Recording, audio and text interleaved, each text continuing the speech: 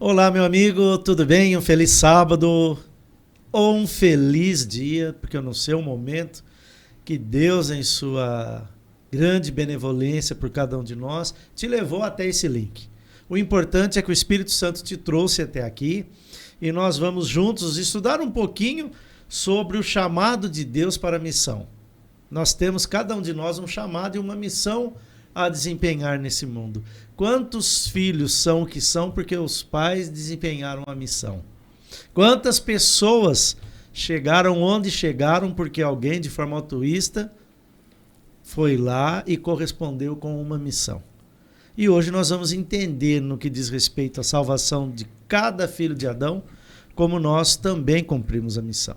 Eu sou Paulo Henrique de Souza, sou membro da Igreja Adventista Central da cidade de Alfenas. Eu estou aqui com o professor também, Celso Ferrarese, que é membro da Igreja Adventista na nossa metrópole vizinha aqui, que organiza o território urbano no contexto aqui do sul de Minas, cidade que se chama Fama. E também estou aqui com o nosso amigo Daniel, né? Esse aqui é quase o Daniel da Cova dos Leões, viu? Só que ele é lá de Pouso Alegre, né? E ele está aqui conosco participando também. Nós vamos começar a nossa reflexão, vamos pedir a Deus que nos guie, e eu vou pedir ao Daniel que nos dirija com uma palavra de oração. Claro. Curva sua fronte, vamos falar com o Senhor. Senhor Deus, amado Pai, nós queremos te agradecer por tudo que o Senhor fez, por tudo que o Senhor faz e fará na nossa vida. Amém, que o Espírito Santo esteja conosco, iluminando a nossa mente, o nosso coração, nesse estudo que nós vamos agora estudar. Amém, que teu Pai. Santo Espírito esteja com também as pessoas que estão nos assistindo nas ondas do rádio, da internet, que possa também falar ao seu coração. Em Amém, nome de Pai. Jesus, amém. Amém. Eu lembro, quando eu vejo esse tema, tem um hino muito bonito. Há um chamado aqui para cada um de nós. Se você puder, digita aí no teu YouTube, dá uma olhada, você vai gostar dele. E quem está aí nos acompanhando, eu vou convidar, inclusive, abra a Bíblia em Atos, capítulo 1, verso 8. Você sabe, né? Se você não está ao vivo, você dá um pause, pega a Bíblia, abre e aí você acompanha, solta o pause, né? Para você que está ao vivo, mãos aí, vamos lá, rapidamente, que nem fala o meu sogro. E aí nós lemos o seguinte, Atos 1, verso 8. Mas, ou seja, né, há um contexto que nós podemos até nos entender falhos e incapacitados para ele. Por isso que vem essa conjunção aí. Mas vocês, mesmo que se sintam assim, mesmo que o contexto te mostre pequeno demais, vocês receberão poder ao descer sobre vocês o Espírito Santo e serão minhas testemunhas tanto em Jerusalém como em toda a Judéia e Samaria e até os confins da terra. Ou seja, na sua casa, junto dos seus vizinhos, nas suas proximidades, lugares um pouco mais longe e às vezes até, se precisar, em lugares muito distantes. Não importa onde, você é um instrumento de Deus. E aí eu convido aqui os nossos colegas aí a darem a sua contribuição para iniciarmos a conversa, porque o patriarca Abraão vivenciou isso aqui na pele. E não só ele, muitos filhos de Deus também, né? Fiquem à vontade aí. Daniel, Claro. você franqueia a palavra? Claro. Ou você fala? Então, Vai lá. Esse texto que você começou, né? Atos, capítulo 1, versículo 8, as últimas palavras do mestre. Uhum. Se você fosse um professor e tivesse uma missão que você estaria dando para os seus alunos e seria a última vez que você os veria. Talvez a coisa mais importante você deixa para o final. Então, não, calma aí, eu vou falar isso aqui que é para o final, que é o mais importante de tudo. Ou seja, é o resumo, é a suma do que precisa ser feito, né? E ele diz justamente dando essa missão para os discípulos. E agora nós vamos lá para o livro de Gênesis, né? Do chamado de Abraão. E se você for pensar bem, me parece que Abraão foi pego um pouco de surpresa, né? Porque Abraão era pagão, né, vivia numa cidade pagã. Ur dos caldeus era uma cidade pagã. Estava num contexto pagão, né? Sim, sim. E ele simplesmente, de repente, Deus o chama para uma missão. Colocando nos nossos dias de hoje, como deveria ser difícil para Abraão sair de tudo, largar de tudo que ele tinha. Eu acho, para você que nos acompanha, é Gênesis capítulo 12, viu? Eu acho assim, Daniel, que talvez o mais difícil para ele era o contexto de... não é insegurança a palavra que eu quero dizer. Tem uma outra palavra que me foge agora, quando a pessoa começa a fazer uma coisa, mas meio que... sabe, para e fica meio... Eu esqueço a palavra. Não é pusilânime, é uma outra palavra. Que agora me... Porque na verdade, o chamado já foi pro pai dele, para Terá. Né? Sai de Ur dos caldeus, onde eles moravam. Sim. E eles já estavam em Harã, ali nas mediações da Turquia. Gênesis. Meio caminho andado, né? Só que aí parece que eles chegam lá e o próprio velho não deu mais conta de seguir adiante. E o velho, então, fica por ali. E talvez isso possa ter contaminado Abraão. Acho que nós já saímos lá de Ur, tá bom até aqui, né? Mas não era até ali. Eles ainda teriam que ir para as proximidades, aonde muito provavelmente, estou eu falando aqui sem saber, né? Vocês fiquem à vontade para pontuar de forma correta, mas muito provavelmente aonde ele vai oferecer Isaac, aonde Davi vai ver o anjo com a espada parado, ele compra aquela... terra de Araúna, né? Sim. Ele vai lá e compra, onde constrói o templo de Salomão, né? Exatamente. Monte Moriá. Muito provavelmente, talvez tenha sido quando falou assim, Adão, onde é que você está? Ah, Senhor, eu vi que eu estava nu, me escondi. E Deus mata o cordeirinho para vestir Adão. E aí faz a profecia de que ele vem à terra para resolver a situação.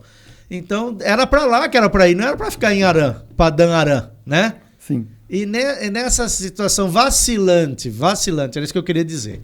Talvez a postura vacilante de Terá e da família, porque afinal de contas eles eram um clã, né?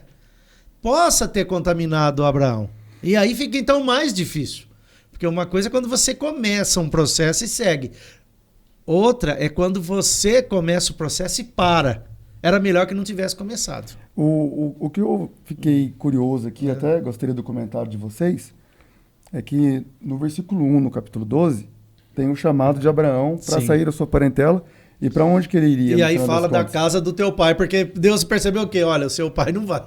Isso. Infelizmente, seu pai não vai. Abraão, agora é você que pega o bastão. Mas veja a sua Bíblia no Gênesis, capítulo 11, no versículo 31 e 32, Sim. que são justamente os versículos que antecedem. Sim. Diz assim, tomou Terá a Abraão, seu filho, Isso. e a Ló, filho de Arã, filho de seu filho, e a Sarai, sua nora, mulher de seu filho Abraão. E saiu com eles de Ur dos caldeus para ir para onde? Canaã.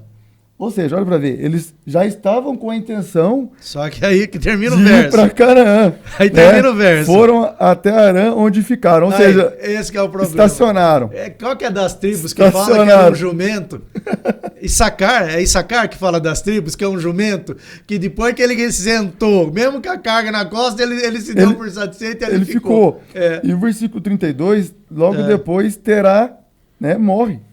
Sim. Né, morreu em Arã. Né, Terá, mãe. Você vê, e não chegou, né? E não chegou. E então eu imagino no capítulo 12 como que estava agora Abraão. Uhum. Né? Já estavam querendo ir para Canaã, pararam no caminho, a mãe morre e agora Deus fala assim, olha, você vai ter que ir para a terra prometida que eu vou dar para vocês. Vai ser um povo escolhido meu. Né? E a partir daí Abraão começa uma jornada com Deus. E do clã só foi ele e Ló. Pois é. Depois que o pai fica ali, ele enterra Terá naquele lugar, o resto fala, vai lá, nós vamos ficar aqui mesmo. Nossa, que... Canaã era uma promessa do tempo de Noé, né? Sim. Canaã era a terra de Cã, e Cã foi amaldiçoado a perder as suas posses para os seus irmãos. Sim. Sim. Então, estar em Canaã era uma questão até de honra para Deus, para que se cumprisse a promessa que havia sido feita lá atrás. Né? Mas quando a gente olha a descrição bíblica, a gente pode ser tentado a pensar que não houve problemas, né? Uhum. É que é muito complicado, é muito complexo você fazer o que Abraão fez, você sair com gado, esposas, filhos, empregados. E é um momento pós-Babel, né? Uma situação assim... Pós-Babel, que os idiomas já eram diferentes também, né? É uma situação extremamente complicada. Uma terra árida. A gente tem que pensar também que há informações que a Bíblia não traz, eles podem ter sido agredidos por donos de outras terras, atacados, adoecidos, coisas desse tipo. E quando você lê o livro de Jó, que Deus fala para Jó, né? Olha para o behemote que eu criei contigo. Uhum. E aí tem uma localização geográfica, né? Ainda que o Jordão se eleve até a sua boca, ou seja, não era assim, me desculpem, eu vou falar de um lugar onde eu sou cidadão e amo de coração, né? Mas seria hoje aqui no Brasil o contexto do Pantanal, o contexto da Amazônia. Sabe? Sim. Que para quem vive no estado de São Paulo, Minas, Rio de Janeiro, é difícil compreender o ciclo das águas lá, né? Como é que funciona? E fala, rapaz, mas você vai para lá, aquela mosquiteira no verão, você não aguenta, e não sei isso, ó, às vezes tem cobra, tem isso, tem aquilo, tem jacaré-açu, que Deus me livre, parece, bicho feio, rapaz, dá até um nó na boca do estômago quando você vê aquilo. Eu não pensei que tinha um jacaré daquele jeito no Brasil, não. Né? Acostumado com os jacaré aqui do Papo Amarelo, do Pantanal. Quando você vê um monstro daquele, você fala, alligator? Deus me livre, isso aqui é pior do que aquilo. Chega a 5, 6 metros de comprimento. Então você imagina assim, eu acho que num planeta que estava se reconfigurando pós-dilúvio, ainda existiam populações de dinossauros vagando. E o pessoal falou, mas vocês vão para lá? Vocês têm certeza? Né? Porque se tinha o behemote ali nas margens do Jordão, seguramente T-Rex, Velociraptors, outros tinham. Sim. Óbvio, né? Como o Celso acabou de dizer, a Bíblia tem informações que ela não vai trazer. Porque, olha, trazendo o que ela traz, olha o tamanhozinho da letra. Senão você tinha que levar ela de carriola para a igreja, quando você fosse. Porque senão ela tinha que ser... Né? Ainda traz muitos detalhes, né? E ainda traz muito detalhe. Mas essa questão toda... nesse caso, então, vai se centrar no fato de que Abraão se dispôs a sair da zona de conforto, sair do seu comodismo ali, né, e tudo mais. Eu tenho, a lição usa muito isso. Eu tenho algumas restrições pessoais a essa expressão zona de conforto. Primeiro porque aqui na Terra ninguém tem zona de conforto. Você pode estar rico, abastado e tudo mais, e você vai ter doença e tentações e um demônio na tua orelha. Pensar isso, até onde eu consegui descobrir, zona de conforto é uma expressão que nasce na psicologia norte-americana para motivar as pessoas a se mexerem, porque movimentar, tem aquela coisa da gordura e tudo mais. Mas, assim, né? A gente pode dizer, mas a sombra é fresca. É fresca, mas tem gente que procura a sombra para trabalhar, tem gente que procura a sombra para dormir, tem gente que procura a sombra para falar da vida dos outros. Então, o problema não é da sombra. O problema é nosso. Né? E quando você vasculha o Espírito de Profecia, a Bíblia e tudo mais... você vai encontrar que estar em boas condições é uma bênção de Deus, é um dom de Deus. O grande problema é a indolência e o comodismo. Então, o problema não é da zona de conforto, o problema não é da sombra, o problema não é de você ter dinheiro ou não ter, de você ter uma situação estável ou não ter. O problema é se você permite que isso transforme você numa pessoa indolente, em relação à obra, num comodista. Então, não mexa comigo, eu não quero fazer, eu não quero sair daqui, eu estou bom, entendeu? Quer dizer, isso eu tenho visto aos montes, Eu acho que isso é importante, bater nesse ponto aí da zona de conforto, porque o que é zona de conforto, né? Talvez pensar, porque veja, no começo do mês, já tem um tempo aí, né? Mas lembra-se, se você perguntar para muitos meninos que estão no colegial, o que você queria ser? Queria fazer medicina. Então eles olham para os médicos como o seu sonho de consumo, né? Dinheiro. E você imagine aquela família, já faz um tempo isso, né? Mas é aquela família em que aqueles médicos estavam participando de um congresso internacional no Rio de Janeiro, na Barra, que é uma das melhores áreas onde, né, quase você não vê pobres, pelo menos o que eu transitei por lá, é classe média para lá. E eles não foram metralhados, então o que é zona de conforto? Nesse mundo, alguém... Não tem zona de conforto. Pelo menos aqui no Brasil... Agora, existem pessoas acomodadas. E a pessoa pode se acomodar, e aí um dos problemas, uma das restrições que eu faço essa expressão, que além de tudo é muito clichê, esse negócio de ficar falando de zona de conforto, você pode se acomodar em qualquer circunstância. Sim. Porque o ser humano se acostuma a tudo, Paulo. É o sapo na água, se você ferver, ele fica lá até morrer. Uma vez eu visitei eu até escrevi uma história sobre isso uma vez.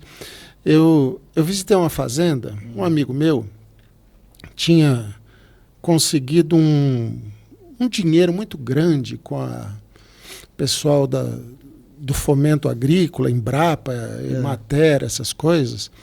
E ele tinha montado uma criação em Rondônia daqueles porcos enormes que parecem uns bois, uns porcos assim gigantes e tal.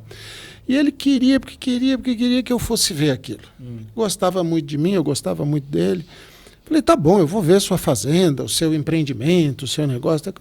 Cheguei lá, tinha um sujeito lavando o chiqueiro, porque os chiqueiros todos eram todos revestidos de cerâmica. Tinha uma cerâmica especial no chão para não escorregar o pé do porco. E aquilo era lavado e esterilizado e não sei o quê. E eu vendo as coisas que ele estava mostrando, mas um cheiro absurdo. E o sujeito lavando parecia aquilo. Parecia o metrô, né? E o ônibus na Europa. O cara lavando aquilo com um esguicho assim e tal. Aí, tudo bem, professor, tudo bem e tal. Eu falei, rapaz, que bonito isso aqui, né? O problema disso aqui é o cheiro, né? E ele virou para mim assim, no automático, falou assim, que cheiro? Imaginei. Já estava acostumado. Imaginei. Que cheiro? É. Aí eu falei assim, misericórdia, Daniel, quer dizer... Se acostuma. O ser humano se acostuma a tudo. Então, para uma pessoa que está numa vida complicada, com dívida, com tudo, mesmo assim, se acostuma. Ali ele pode ter indolência, ali ele pode ter comodismo. Ali, naquela vida complicada, no fundo do poço, com ele pode vícios, assim, pode ser. Ele se acostuma com aquilo e aquilo vira o comum para ele. Então, quando a gente fala de Abraão, a gente fala de um sujeito que estava estabilizado, na terra, tranquilo, rico. E tal, rico. Talvez a grande questão fosse isso, né? Uma esposa linda e tal. Mas quando Deus diz, vamos andar, ele não se acomoda. Ele aceita. À disposição, ele estava à disposição para sair e fazer. Então, eu acho que esse é o ponto que nós podemos focar em relação ao chamado. Não importa a situação em que você está. Se você se acomodar a ela, você se torna um cristão indolente. Sim. Agora, se você estiver sempre à disposição de Deus, você levanta acampamento e sai para fazer o que tiver que sair, o que tiver que fazer. Então, o problema não é da sombra, o problema não é do seu dinheiro, o problema não é o problema é nosso. É o indivíduo. É nosso, não é a zona de conforto, é você transformando o lugar em que você está num lugar cômodo para você e não querer se envolver, e não querer se envolver com a obra. Porque Porque para você se envolver com a obra,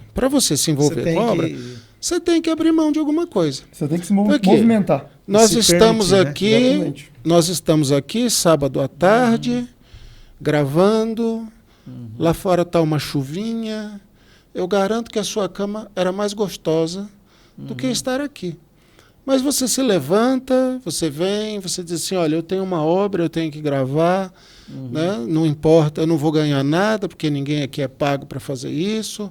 O estúdio é doado de graça, eles cedem o estúdio para gravação, mas o dono do estúdio também teve que levantar da cama dele, o Gustavo teve que levantar da cama dele e dizer, agora eu vou sair... Fica enchendo as paciências aqui com placa de 10 minutos. Nós começamos a falar agora, Gustavo. Dá sossego. Eu vou sair, eu vou fazer. Né? E você poderia simplesmente dizer assim, não, eu não sou bom disso. Chama ele que é mais novo, que é melhor, que ele vai fazer. Então, o que acontece muitas vezes é que nós abrimos mão do privilégio de atuar na obra, de ajudar, porque nós estamos tão indolentes, tão entorpecidos, tão acomodados. Não importa em que zona da vida, em que momento, mas nós estamos tão acomodados que nós pedimos que Deus... E não enxergamos isso. Chame outro... Porque para ele era como, digamos assim, né, um inglês naquele período lá dos 1700, 1800 e para a Austrália. Mesmo que fosse perto, sair de onde eles já saíram de Ur e foram para Arã, e de Arã ali para Canaã. E ele foi, e às vezes para nós vai ter um evangelismo em tal lugar. Na nossa cidade a gente não vai. Fora a idade de Abraão. Isso aí nem colocamos aqui ainda. A questão da idade de Abraão. Se bem que eu acho que na idade, eu acho que ele seria mais ou menos assim um Paulo, um Celso Ferrarese, viu? Porque ele não era um jovem. Não digo que ele seria um idoso. Lá pelos 3/4 já? Eu digo assim, mas era alguém que ia pensar muito na vida. Como é que eu e o Celso vamos repensar agora, às vésperas de mais alguns anos nos aposentarmos? Quer saber, Duma? Eu vou parar de ser professor na Universidade Federal Brasileira e eu vou arriscar ir lá para os Estados Unidos, começar lá um projeto qualquer de serviços domiciliares. Tem muito brasileiro lá para cortar grama, para fazer faxina. Sabe, você dá aquela balançada, você fala, mas quem garante, né?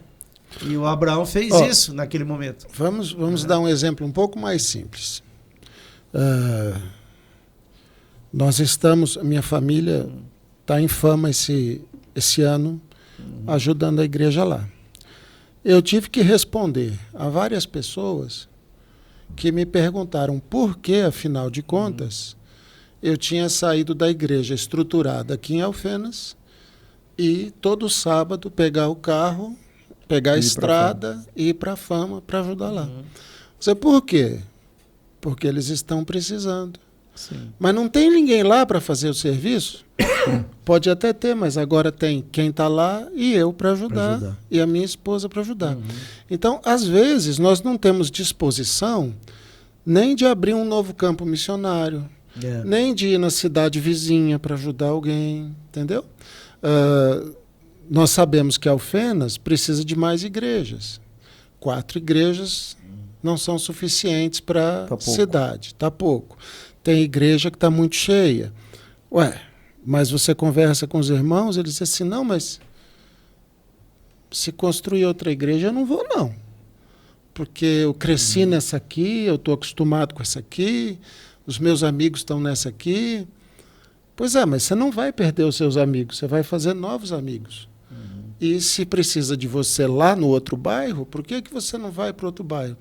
Então, se você comparar a experiência de Abraão, de abrir mão da sua existência num lugar e ir para um lugar que ele nem sabia qual era e como era, para que pudesse ser uma bênção a outras pessoas, segundo as palavras de Deus, nós podemos ver que a nossa experiência pessoal, muitas vezes, e infelizmente, nega a experiência de Abraão.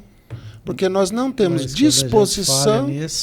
A gente não tem disposição de sair e dizer assim, não, eu vou ajudar ali no outro bairro. Vocês vão abrir uma igreja lá? Eu vou lá. Eu vou lá ajudar, porque aqui já tem bastante gente. Então eu vou lá ajudar.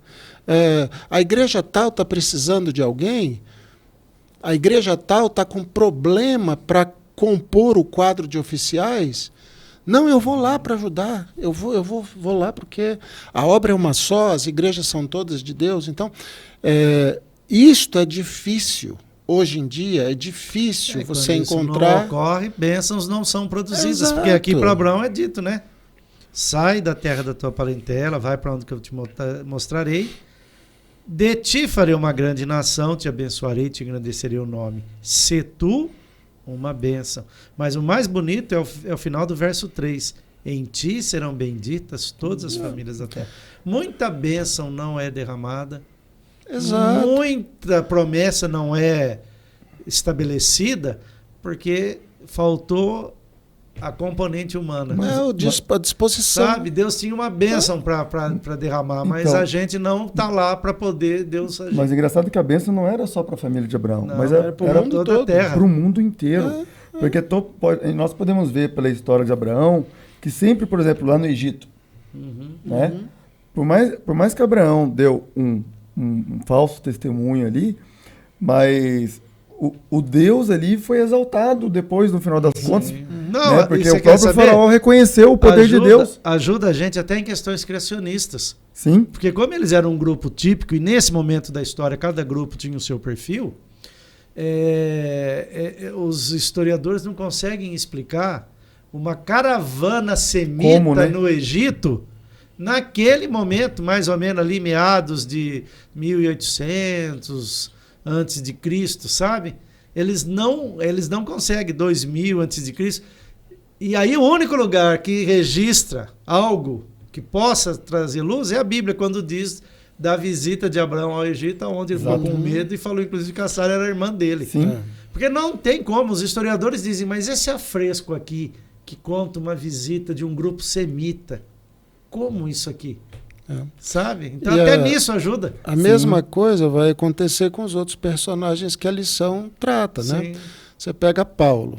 Pô, é claro que Paulo queria ficar em Jerusalém. É claro que Paulo queria pregar para os...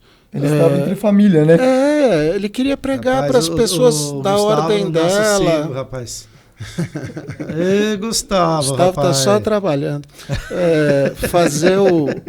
Ele queria pregar ali para os fariseus, para os saduceus. Claro. Aí ele vai para uma vida de sofrimento, naufrágio, apedrejamento, espancamento, prisão. Ele vai. E Pedro fica na dele, né? Paulo já está pregando para os gentios, eu vou ficar aqui. É o discípulo dos judeus. Aí depois Deus ele ainda quis falar que ele era o discípulo dos gentios, né? Lembra? Olha, irmãos, eu fui chamado para os gentios, mas ele gostava de ficar na área ali onde ele estava bem, né? Aí Deus vira para ele e diz assim, ô Pedro, vai ficar aí plantado, filho? Vamos... A obra tem que ir avante. Tem evangelho para pregar. E João foi, e Marcos foi.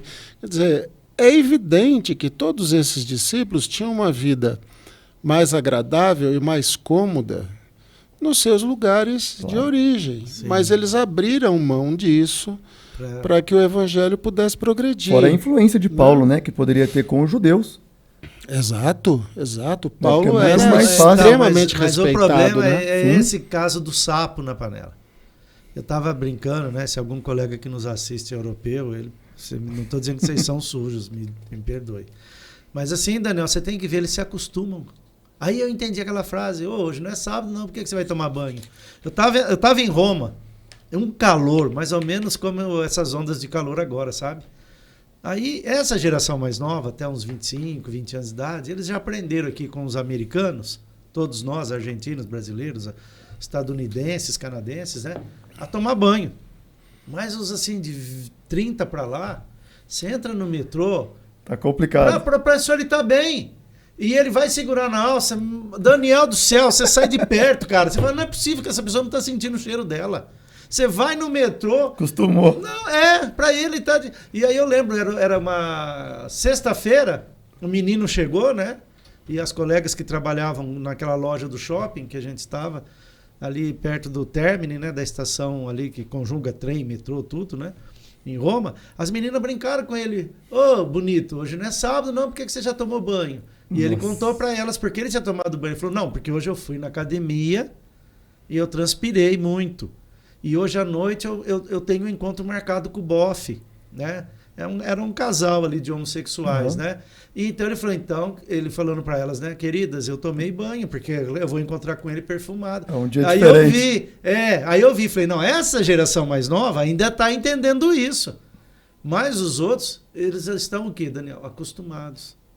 Então essa questão de nós nos acostumarmos demais e ficarmos indolentes, ela é muito próxima. Quando você se acostuma demais, você pode ficar indolente. E aí você não vai. E a lição, ela tem um fechamento, né? Já que o Gustavo tá tudo...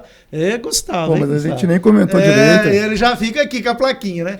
Mas assim, ela tem um ponto. E nós? Desde onde nós estamos? Será que nós também não estamos indolentes? Acho que esse é o negócio, né?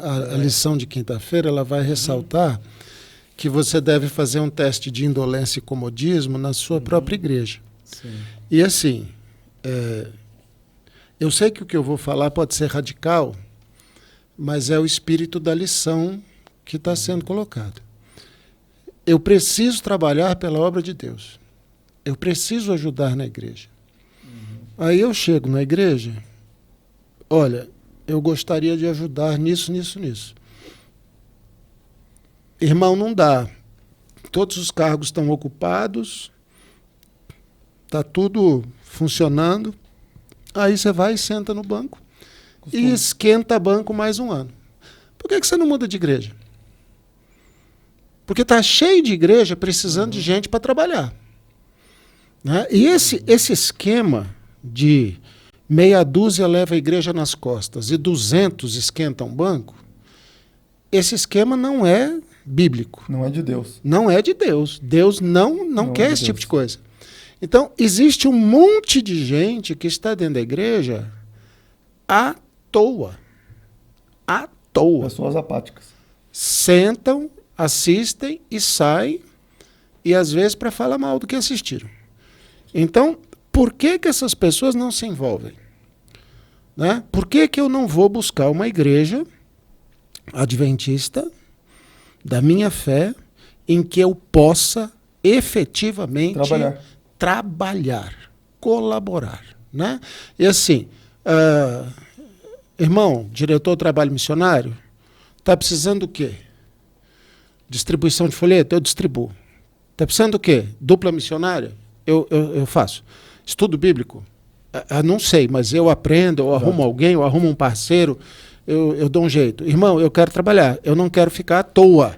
Eu não quero ficar aqui assistindo o desfecho do grande conflito sem ser instrumento de Deus para abençoar outras vidas. E outra, a fé sem obras é morta. É morta. Não adianta você estar ali, dizer que tem fé, que conhece, que tudo e não faz absolutamente nada.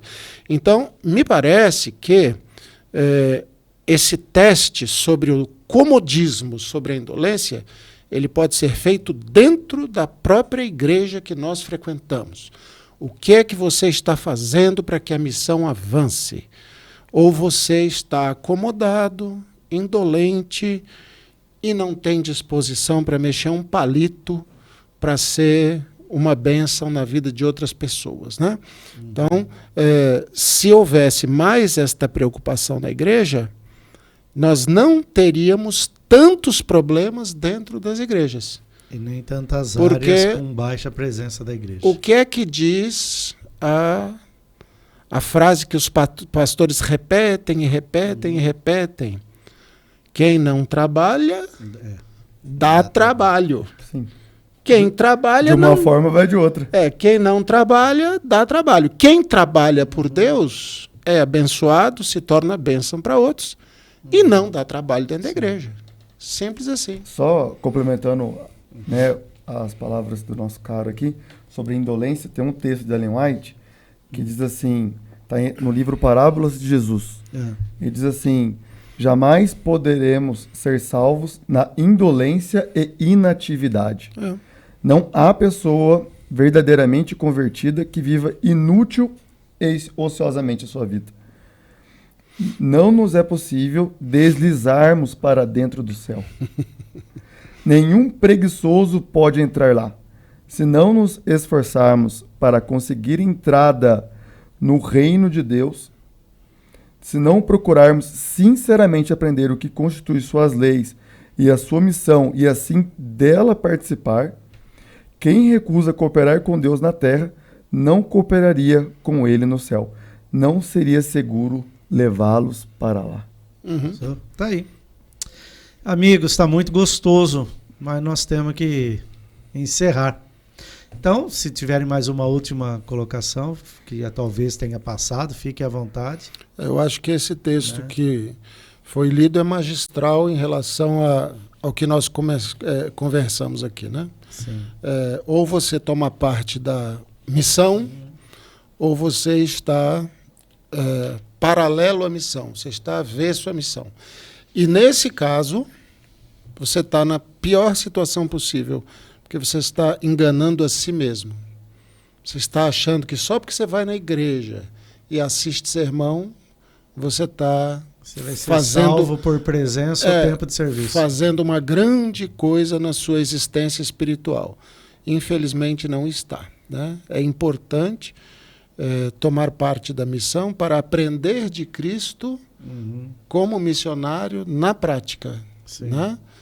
Porque uma coisa é você aprender de Cristo teoricamente, outra coisa é você aprender de Cristo sendo como Cristo foi. Sim. Isso é totalmente diferente. Então o texto fecha isso magistralmente, né? Realmente. E igual você acabou de comentar, o engano, o ateísmo cristão acontece muitas vezes porque a pessoa realmente não tem chance de participar na igreja, ela fica na zona de conforto, o tempo passa, anos passam, e ela ainda continua crendo que ela está fazendo, né, alguma coisa, assistindo os cultos, mas virou um ateu cristão. Né? Infelizmente, é a realidade. Né?